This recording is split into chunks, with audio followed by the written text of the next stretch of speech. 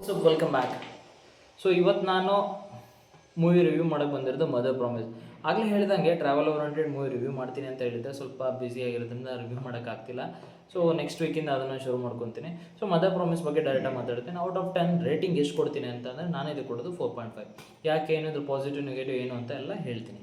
So first of all, ಎಲ್ಲದಕ್ಕಿಂತ ದೊಡ್ಡಾಣೆ ನಮ್ಮ ತಾಯಣೆ. ತಾಯಣೆಗಳು ಹೇಳ್ತೀನಿ ಮಗ, ನಾನು ಈ ತಪ್ಪು ಕೆಲಸ ಮಾಡಿಲ್ಲ ಅಂತ ಯಾವಾಗಲೂ ಹೇಳ್ತಾರೆ ಎಲ್ಲರೂ. ಚಿಕ್ಕ ಮಕ್ಕಳಿಂದ ಹಿಡಿದು ದೊಡ್ಡವ್ರ ತನಕನೂ ಹೇಳ್ತಾರೆ. ಸೊ ಅಂಥ ಮದರ್ ಪ್ರಾಮಿಸ್ ಅನ್ನೋ ಟೈಟಲ್ಗೆ ಮೂವಿ ಸೂಟ್ ಆಗಲ್ಲ ಅಂತ ನಾನು ಹೇಳ್ತೀನಿ. ಇಲ್ಲಿ ತಾಯಿ ಸೆಂಟಿಮೆಂಟ್ ಇದೆ ಅಂತ ಹೇಳಲ್ಲ. ಸೊ ಫಸ್ಟ್ ಆಫ್ ಆಲ್ ಎಲ್ಲೆಲ್ಲಿ ತಪ್ಪು ಮಾಡಿದ್ದಾರೆ ಅಂತ ಹೇಳ್ತೀನಿ. ಫಸ್ಟ್ ಆಫ್ ಆಲ್, ಟೈಟಲ್ಗೂ ಮೂವಿ ಕಾನ್ಸೆಪ್ಟ್ಸ್ಗೂ ಎಲ್ಲೂ ಕೂಡ ಲಿಂಕ್ ಇಲ್ಲ, ಮೊದಲನೇ ತಪ್ಪು. ಎರಡನೇ ತಪ್ಪು, ಯಾವುದೇ ಒಂದು ಮೂವಿ ಇಂಟರ್ವಲ್ ಬರ್ತಾ ಇದೆ ಅಂದಮೇಲೆ, ಇಂಟರ್ವಲ್ ಬಂದ ಮೇಲೆ ಸೆಕೆಂಡ್ ಹಾಫ್ ಏನಾಗುತ್ತೆ ಅನ್ನೋ ಕುತೂಹಲ ಇರಬೇಕು. ಆಲ್ರೆಡಿ ಸ್ಟೋರಿ ಅರ್ಧ ಸ್ಟಾರ್ಟ್ ಆಗಿಬಿಟ್ಟಿರಬೇಕು. ಬಟ್ ಈ ಮೂವಿಲಿ ಇಂಟರ್ವಲ್ ಫಸ್ಟ್ ಹಾಫ್ ಹೇಗಿದೆ ಅಂತ ಅಂದರೆ, ಯಾವುದೋ ಒಂದು ಬ್ಯಾಗ್ ಕೊಟ್ಟು ಕಳಿಸ್ತಾರೆ. ಆ ಬ್ಯಾಗ್ನ ಏನೋ ಡೆಲಿವರಿ ಮಾಡಬೇಕಾಗಿರುತ್ತೆ ಬೇರೆ ಕಡೆ. ಒಂದು ಬಾರ್ ಇರುತ್ತೆ, 3 ಜನ 4 ಜನ ಇರ್ತಾರೆ. ಆ ಮೂವಿ ಅಲ್ಲೇ ಸುತ್ತುತ್ತಿರುತ್ತೆ, ಅಲ್ಲೇ ಸುತ್ತು ಸುತ್ತು ಸುತ್ತು ಸುತ್ತು ಅಲ್ಲೇ ಸುತ್ತುತ್ತಾ ಇದೆ. ಸೊ ಸೀರಿಯಸ್ಲಿ ದ ಫಸ್ಟ್ ಹಾಫ್ನ ಕರೆಕ್ಟಾಗೆ ಟೇಕಪ್ ಮಾಡಲಿಲ್ಲ ಅವರು. ಒಂದು ಎರಡನೇದು.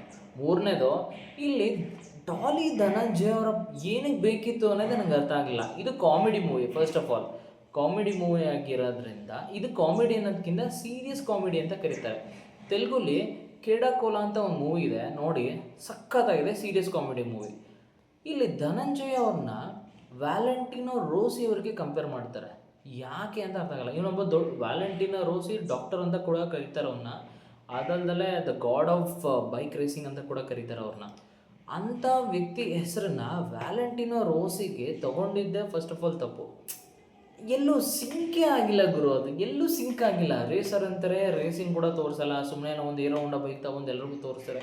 ಹೀರೋ ಹೋಂಡಾ ಬೈಕ್ ಅನ್ನೋದು ನಮ್ಮೆಲ್ಲರ ಒಂದು ಮಿಡಲ್ ಕ್ಲಾಸ್ ಅವ್ರಿಗೆ ತುಂಬಾ ಒಂದು ಅತ್ಯಮೂಲ್ಯವಾದಂಥ ಬೈಕ್ ಅಂತ ಎಲ್ರಿಗೂ ಗೊತ್ತು. ಬಟ್ ಇದನ್ನು ಎಲ್ಲೂ ಕೂಡ ತಗೊಂಡೇ ಹೋಗಿಲ್ಲ. ಹಾಗೆ ತೆಲುಗುಲಿ ಒಂದು ಮೂವಿ ಇದೆ ಬೈಕರ್ ಅಂತ, 2026 ರಿಲೀಸ್ ಆಗಿತ್ತು. ಅದು ಕೂಡ ಇದು ಒಂದು ಬೈಕ್ ರ್ಯಾಲಿ ಈ ಥರ ಓರಿಯೆಂಟೆಡ್ ಮೂವೀಸೇ. ಅದು ಚೆನ್ನಾಗಿದೆ. ಈಗ ಒಂದು ಮೂವಿ ಟೈಟಲ್ ಏನು ಕೊಡ್ತಾರೆ, ಏನಂದರೆ ಆ ಮೂವಿ ಆ ಒಂದು ಟೈಟಲ್ ಬೇಸಿಸ್ ಮೇಲೆ ಓಡ್ತಿರುತ್ತೆ, ಅದಕ್ಕೋಸ್ಕರ.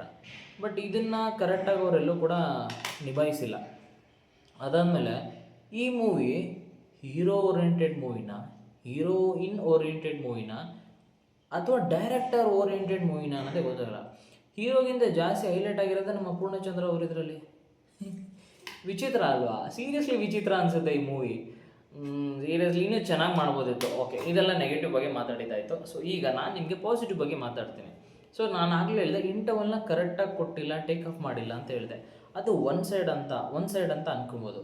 ಇನ್ನೊಂದು ಆ್ಯಂಗಲಲ್ಲಿ ಯೋಚನೆ ಮಾಡಿದ್ರೆ, ಇಂಟರ್ವಲ್ ಬರೋ ತನಕ ನಿಮ್ಗೆ ಕುತೂಹಲ ಮೂಡಿಸ್ಬೇಕು. ಇಂಟರ್ವಲ್ ಬರೋ ತನಕನೂ ಕೂಡ ಸ್ಟೋರಿನೇ ಸ್ಟಾರ್ಟೇ ಆಗಿರೋದಿಲ್ಲ.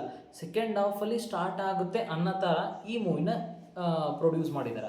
ಅದೊಂದು ಸ್ವಲ್ಪ ಎಲ್ಲ ನನಗೆ ಇಷ್ಟ ಆಯಿತು. ಕಾಮಿಡಿ ಬಗ್ಗೆ ಮಾತಾಡೋದಾದರೆ, ಇನ್ಸ್ಟಾಗ್ರಾಮಲ್ಲಿ ಇರ್ತಕ್ಕಂಥ ಅಥವಾ ಫೇಸ್ಬುಕ್ಕಲ್ಲಿ ಇರ್ತಕ್ಕಂಥ ಜನರಲ್ ನಾರ್ಮಲ್ ಕಾಲ್ಡ್ ಫೇಮಸ್ ಅಲ್ಲ, ಬಟ್ ಆದರೂ ಫೇಮಸ್ ಅನ್ನೋ ಅಂಥ ಎಲ್ಲ ಯೂಟ್ಯೂಬರ್ಸ್ ಆಗಿರ್ಬೋದು, ಇನ್ಸ್ಟಾಗ್ರಾಮರ್ಸ್ ಆಗಿರ್ಬೋದು, ಇನ್ಫ್ಲುಯೆನ್ಸರ್ಸ್ ಆಗಿರ್ಬೋದು, ತುಂಬ ಜನನ ತೊಗೊಂಡು ಈ ಮೂವಿನ ಡೈರೆಕ್ಟ್ ಮಾಡಿದ್ದಾರೆ.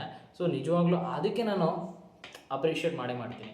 ಏಕೆಂದರೆ ಎಲ್ರಿಗೂ ಒಂದು ಅವಕಾಶ ಬೇಕು, ಅವಕಾಶ ಮುಖ್ಯ. ಅದಕ್ಕೋಸ್ಕರ ಎಲ್ರಿಗೂ ಒಂದು ಅವಕಾಶ ಕೊಟ್ಟಿದ್ದಾರೆ, ಎಲ್ಲರೂ ಕೂಡ ನಿಭಾಯಿಸಿದ್ದಾರೆ, ಚೆನ್ನಾಗಿ ನಿಭಾಯಿಸಿದ್ದಾರೆ, ಅವ್ರ ಪಾತ್ರನ ಚೆನ್ನಾಗಿ ಮಾಡಿದ್ದಾರೆ, ಇಲ್ಲ ಅಂತ ಹೇಳ್ತೀನಿ. ಓಕೆ, ಇದು ಒಂದು ಪಾಸಿಟಿವ್ ಬಗ್ಗೆ. ಸೊ ಇನ್ನೊಂದು ಪಾಸಿಟಿವ್ ಬೇಕು, ಮದರ್ ಪ್ರಾಮಿಸ್. ಯಾರೇ ಆದರೂ ಅಷ್ಟೇ, ಯಾವುದೇ ಕೆಲಸ ಮಾಡಬೇಕಾದ್ರೆ ನಮ್ಮ ತಾಯಣ್ಣೆಗೂ ಕೂಡ ನಾನು ಇನ್ಮೇಲಿಂದ ಈ ಕೆಟ್ಟ ಕೆಲಸ ಮಾಡಲ್ಲ, ಇನ್ಮೇಲಿಂದ ನನ್ನ ಗುರಿ ಇದಾಗಿರುತ್ತೆ, ಅದಾಗಿರುತ್ತೆ. Mother promise, god promise, sister promise, husband promise, wife promise ಅಂತ ಎಲ್ಲ, ಚಿಲ್ಡ್ರನ್ ಪ್ರಾಮಿಸ್ ಅಂತ ಎಲ್ಲ ಪ್ರಾಮಿಸ್ಗಳೆಲ್ಲ ಆಗ್ತಿರ್ತಾರೆ. ಸೊ ಓಕೆ, ಇದಿಷ್ಟು ಈ ಮೂವಿ ಬಗ್ಗೆ. ಜಾಸ್ತಿ ಮೂವಿನ ಎಲ್ಲರೂ ಕೂಡ ಲೀಕ್ ಮಾಡಲ್ಲ. ಥಿಯೇಟರ್ಗೆ ಹೋಗಿ ನೋಡಿ, movie one time watchable. So 1000 ಸಲ 100 ಸಲ 2-3 ಸಲ ನೋಡೋಕ್ಕಾಗಲ್ಲ ಅಂತ ಅಂದರೂ ಕೂಡ ಒಂದು ಸಲ ವಾಚ್ ಮಾಡ್ಬೋದು. ಈ ಮೂವಿ ಇಷ್ಟ ಆಗುತ್ತೆ. ಇದು ನನ್ನ ಅಭಿಪ್ರಾಯ, ಇದು ನನಗನ್ಸಿದ್ದು. ನಿಮಗೆ ಬೇರೆದೇ ಅನಿಸಿರ್ಬೋದು. ಏನಾದರೂ ಅನಿಸಿದ್ರಲ್ಲಿ ಏನಾದರೂ ತಪ್ಪಿದರೆ ಅದನ್ನು ಕಮೆಂಟ್ ಬಾಕ್ಸಲ್ಲಿ ಹಾಕಿ ತಿದ್ಕೊತೀನಿ.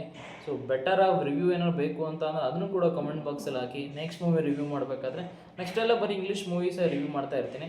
ಸೊ ದಯವಿಟ್ಟು ಎಲ್ಲರೂ ನೋಡಿ. Thank you, tata, bye bye, have a nice day. ಎಲ್ರಿಗೂ ಒಳ್ಳೆಯದಾಗಲಿ.